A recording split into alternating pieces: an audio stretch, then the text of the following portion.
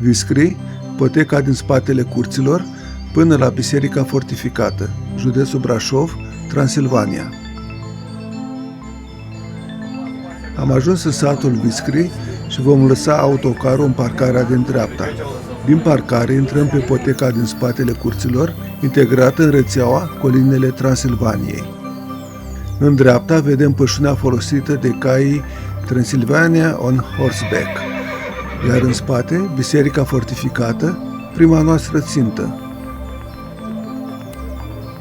Cu 30 de ani în urmă, Viscri era un sat izolat, uitat de lume, fapt care a permis conservarea arhitecturii și a tradițiilor săsești.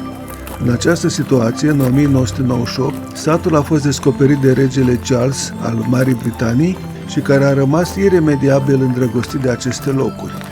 În anul 2006, regele Charles a cumpărat prima casă țărănească, tipic săsească, datând din 1875.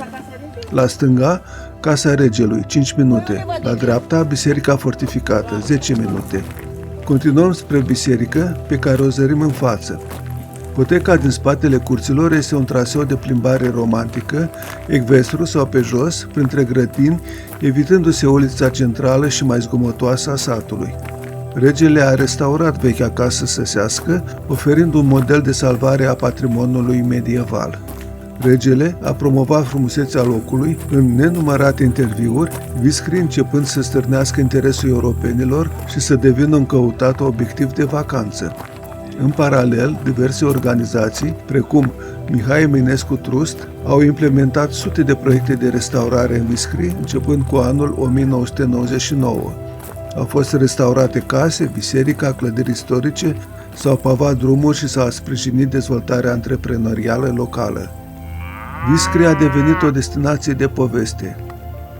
Prin grădina și curtea unei proprietăți amenajate pentru turismul rural, ne îndreptăm spre ulița principală. Am ajuns la Picnic Place, pe Google Maps, și vedem anexe gospodărești autentice, funcționabile.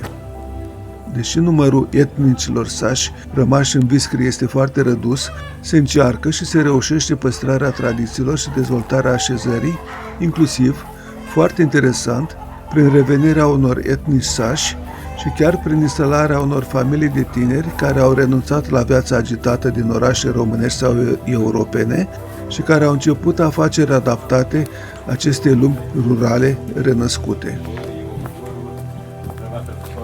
Am ajuns pe ulița centrală a satului și continuăm la dreapta, în urcare ușoară, spre Biserica Fortificată.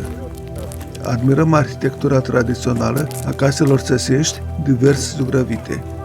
În vale, la 400 de metri, este Casa Muzeu a Regelui Charles.